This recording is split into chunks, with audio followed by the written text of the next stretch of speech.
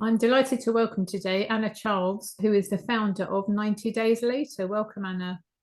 Thanks, Elaine. Lovely to be here. So the first question is obvious. What is 90 Days Later? Well, this is a coaching program that I set up where I help high achievers basically get freedom around alcohol. So these are people who aren't alcoholics. They know AA isn't for them, but they still have a struggle. And I basically take them from where they are to what they want to be, which is living without worrying what's in their glass, whether they want to give up entirely or perhaps they just want to cut back a bit, but they find it very difficult, and I show them how. Right, excellent. So I'm sure you're going to have people queuing at the door, those who are happy to admit to this, though, because there's a bit of a stigma, isn't there, about alcohol? Do you know, Elaine, it's one of the craziest things, in my opinion, that there really is huge shame. In fact, I think nearly all of my clients, when they come to me, they say, I haven't told my husband, I haven't told my friends, I haven't told anyone I'm doing this. Because I think in society, we tend to, well, alcohol first is very socialized, right? It's everywhere. We use alcohol to celebrate, to commiserate, to, I don't know, every which way.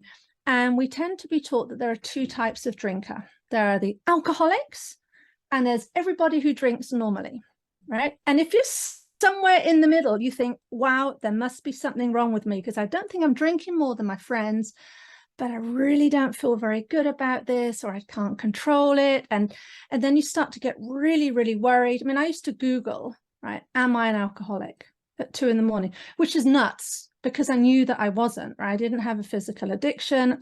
I just found it hard to say no. That was simply it. I just couldn't get my arms around it. And so when we have this sensation out there, and because so many people do drink, if you decide that it isn't for you, you kind of become the weirdo. Yeah. In a way. And it's like, well, why aren't you drinking? You know, total strangers will come up and quiz you on why you've got water and not wine, and that can be very uncomfortable for people, makes them feel huge shame. And we basically, as we do the work, we say, look, there's no shame about it. It makes total sense that you drink because of these other factors, and let's change that. I just recently read, well, I didn't read, I listened to an audio book to Professor David Nutt and his book Drink, and it was fascinating because I'm one of these people in the middle, and I can take it or leave it, but I do enjoy it. And many times I thought, well, shall I give up? But as you say, you know, you end up the weirdo.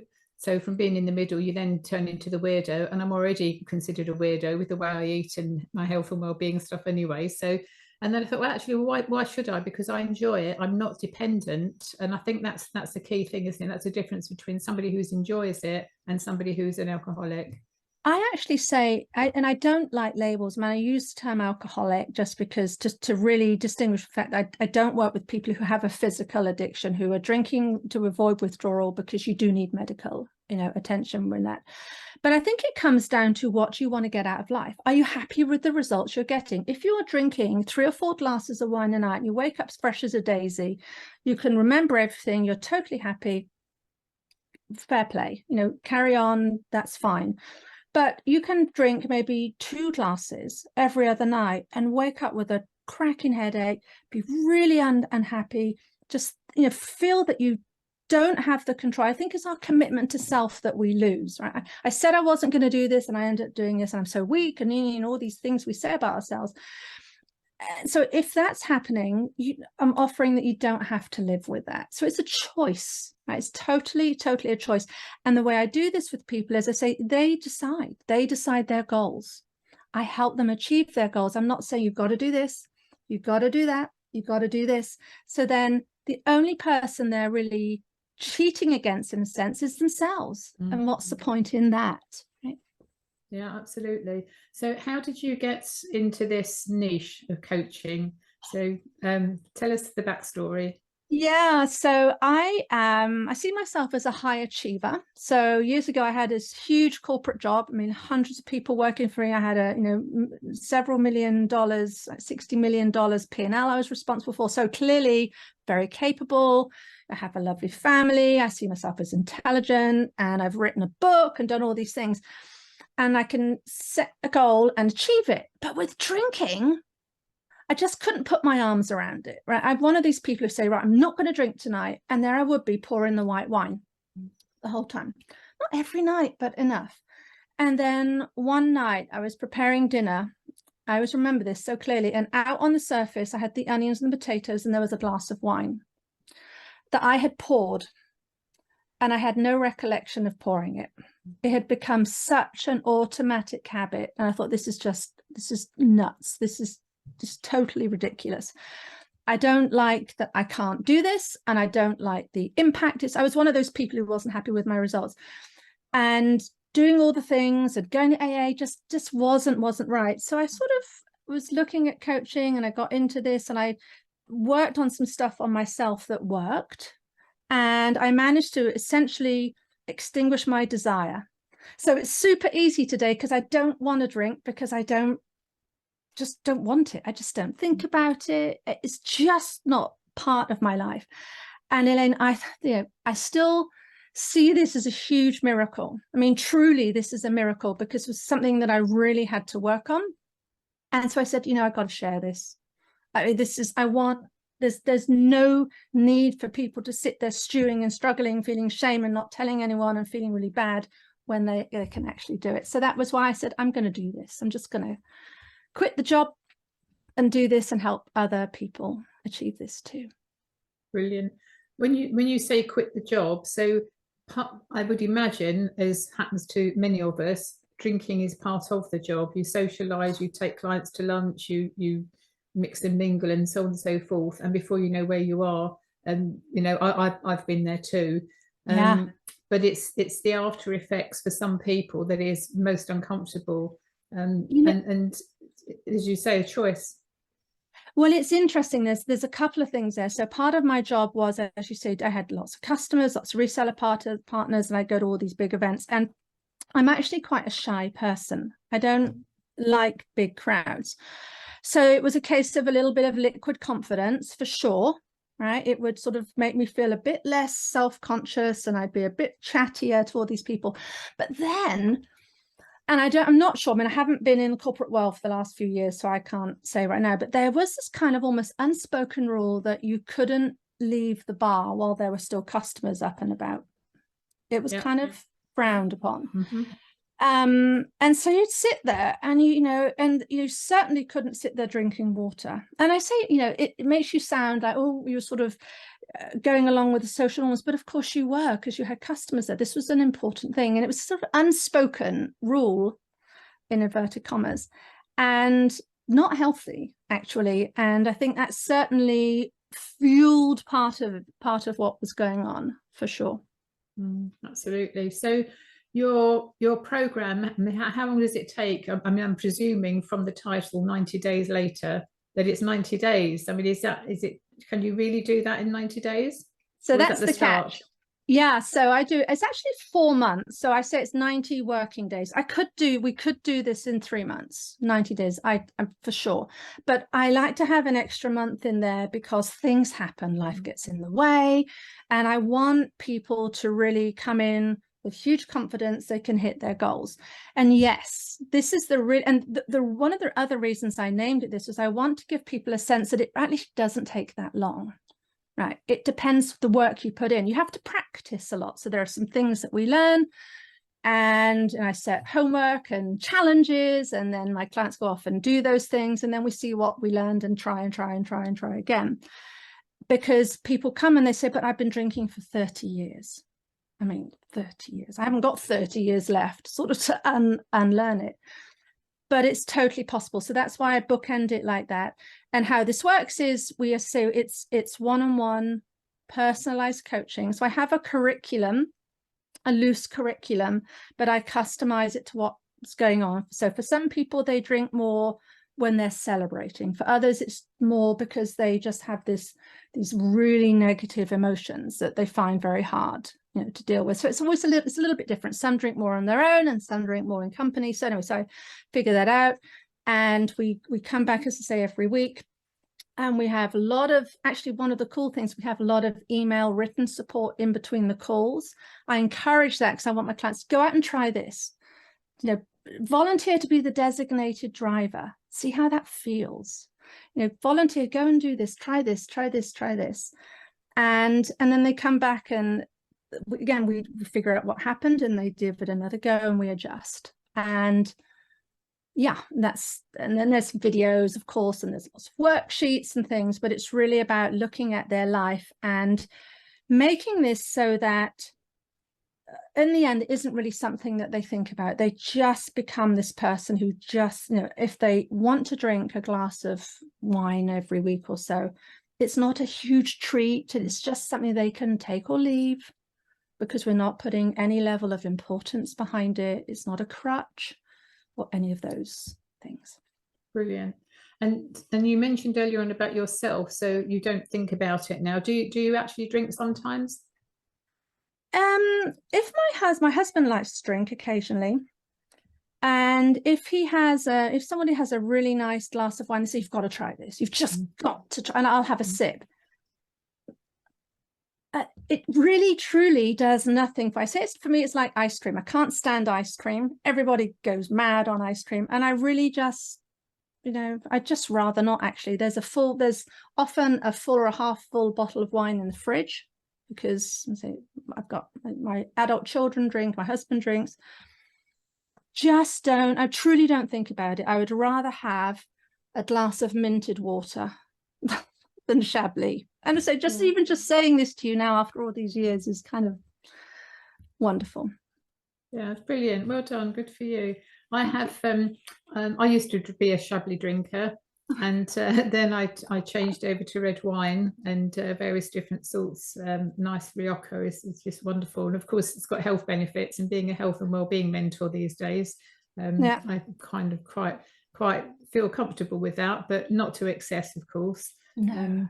But I was actually married to an alcoholic for some time, and being on the receiving end of what happens afterwards isn't a pretty picture. So yeah, the book by Professor David Nutt was really an eye-opener on the statistics that he quotes. He was the government advisor, for the benefit of the listeners, on drugs and alcohol and all kinds of things. He got sacked actually for speaking out some years ago. It's a very worthwhile listen or a read. Listen to that. So tell us about your book, Anna. So I have a podcast. I haven't got a book yet, but so the book I meant earlier was a novel that I wrote. Right, okay. I'm a novel writer on the side. That was nothing to, that was 9 years in the writing. It's nothing to do with this. I can tell you about that if you like. But I do have a podcast where I come out every week with episodes on this. And actually, I do have plans, as I do consider myself a writer. I do have plans to write a book, but I haven't just yet. Brilliant. I look forward. I'll have to look up your podcast. I'm working these days with professional services, my background being in law firms and accounting firms. So I'm working more with professional services people these days on the health and wellbeing piece, team dynamics, and that by looking at the person's or the team's behavioural profiles, I can tell who's ill, who's at risk of burnout, and all this kind of thing. So I can see this being an integral part of how I'm talking to the people, because it's such a stressful environment that they're in. It is, and I think again, this is back to this thing about shame, and you know, I haven't yet spoken, you know, sort of officially to companies, but I would love to do so, because I think there are, again, so many people, and this isn't this massive struggle. This is the thing to get over. It isn't that, you know, people are going to be turning up drunk at their desks, but there's a well-being there where they just find they're in this situation, and you know, it could be a very gentle struggle. And I think just being able to talk about that and in an open way, so that one can then get the help one needs. And again, I'm not talking detox and all of that. I mean, this is far, far more accessible. I think would actually behoove companies to start to have those conversations if their employees wanted to. And again, without any sort of recourse, without fear that I'm going to get sacked because they think I'm a raging alcoholic, which is not the case at all. Yeah, I think it would be a very well received talk. And there are lots of people now going into organisations virtually or in person giving these talks. I think it will be a very worthwhile one because, as you say, drinking now is normal, isn't it? And you're abnormal or weird if you don't. So I think it will be a very good idea for that service to be offered. Okay, I'll have a little look at that. Yes, marvellous. Okie dokie. So what would be your tips then before we close, Anna? What would be your top tips for anybody who finds themselves after listening to this, perhaps in that middle bracket, or maybe going a bit more than the middle bracket? So I think the first thing is to, even if you failed many times before, I think just see that it's possible, right? I think we have to start from the perspective rather, that we can achieve this. You can become the person who has freedom around alcohol, right? Don't go into this thinking, I'm just never going to do this. I'm going to try, but it's never going to happen. It's possible. The second thing is really start to become very, very aware and conscious as to what is happening, right? When are you drinking? Why are you drinking? What's happening when you drink? Who are you with? Is there any pattern?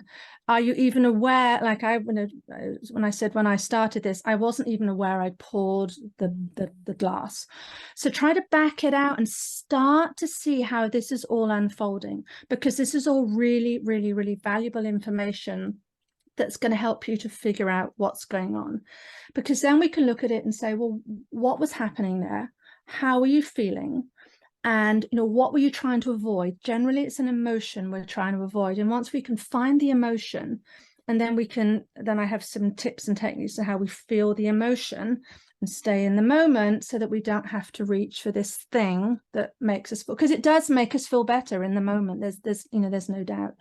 But it really starts with that, just becoming aware. That's what I say. Number one thing, just become conscious, write it all out, become aware of how you're thinking about it. If you're walking around saying, I love wine. I mean, you say, I love Chablis. I love the Premier Cru. It's just the most delicious thing. I mean, I can't get enough of it. Of course, you're going to want it. You're creating your own desire. And then we look at that and we say, how can we stop thinking in that way?